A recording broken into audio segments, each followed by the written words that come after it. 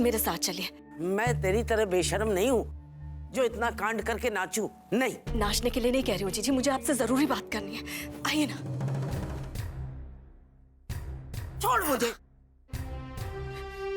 जीजी, पिछले 7 वर्षों में क्या हुआ आपको नहीं पता है जीजी? कोई मुझे बताएगा तब तो पता चलेगा। तूने ही मना किया होगा सत्तू को, जी को मत बताना। लेकिन शोभा, कैसे तूने जीते जागते बेटे को मृत घोषित कर दिया? कैसे सुहाग के होते हुए बहू का दूसरा विवाह कर दिया? कैसी माँ है तू? क्या करती मैं जीजी, क्या करती? प्रशांत, मेरी औलाद, मेरा बेटा आरती को दूसरी औरत के लिए उस समय छोड़कर चला गया जब वो मां बनने वाली थी। क्या? पप्पू का बच्चा? हाँ, अंश बेटा है प्रशांत का। अरे, वो गोल मटोल सा बच्चा मेरे प्रशांत का है। मेरा पप्पू बाप बन गया। जीजी, जन्म देने से कोई बाप नहीं बनता है जीजी।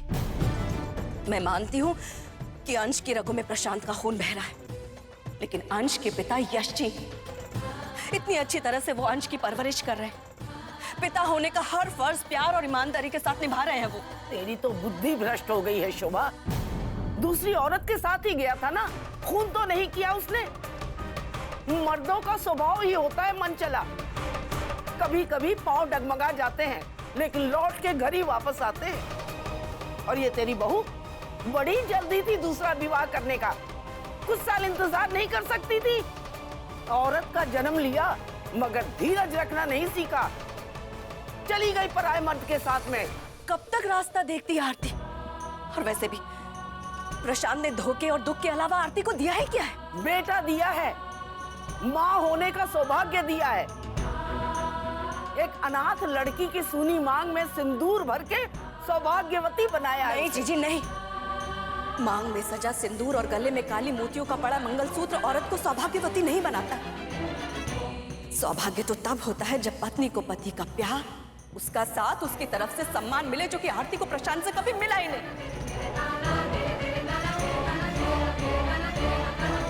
लेकिन मुझे इस बात की खुशी है जीजी कि मैंने अपनी बहू आरती का पुनर्विवाह एक ऐसे इंसान के साथ करवाया जिसने मेरी बेटी और उसके बेटे अंश की जिंदगी को खुशियों से भर दिया। मैं नहीं मानती ऐसे पुनर्विवाह को।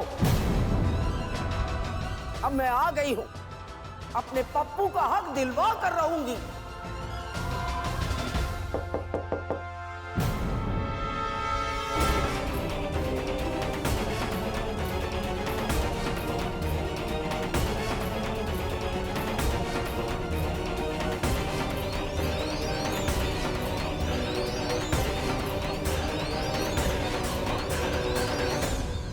अरे यश जी, आप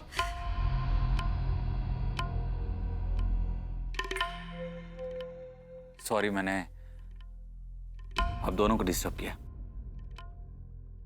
दरअसल शोभा माँ, मुझे आपसे एक इंपॉर्टेंट बात करनी है। हाँ, आप अंदर आइए ना।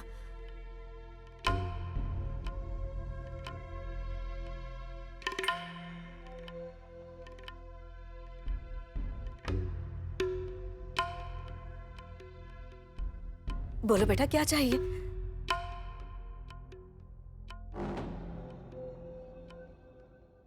ताई जी, आपसे कोई बात छुपाने की कोई जरूरत नहीं है।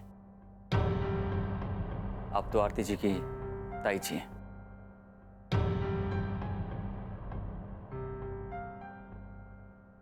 शोभा माँ, पहली बात, थैंक यू वेरी मच। आपकी वजह से आरती जी मेरी जिंदगी में आई।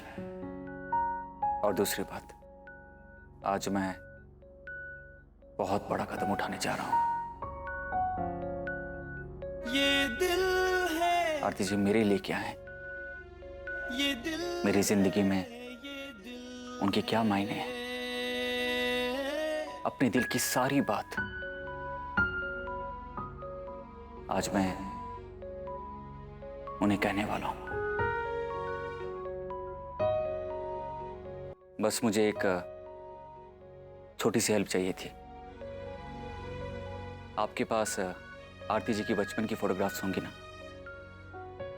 बस वही चाहिए था। मैं भी लाती हूँ।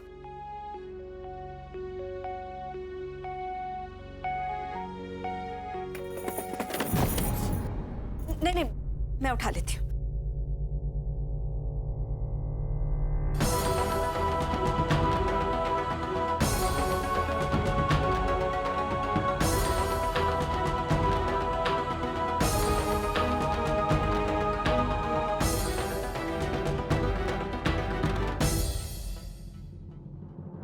ये लो बेटा।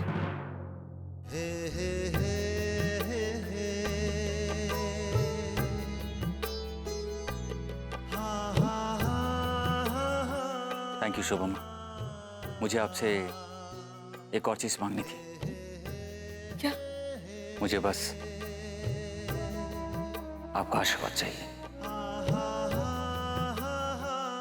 ताकि मैं अपने दिल की बात आरती जी से कह सकूं।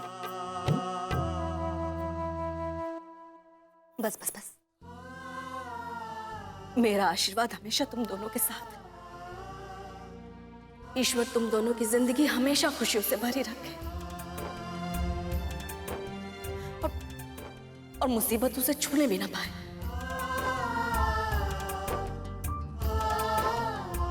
जी अच्छा, मैं चलता हूं।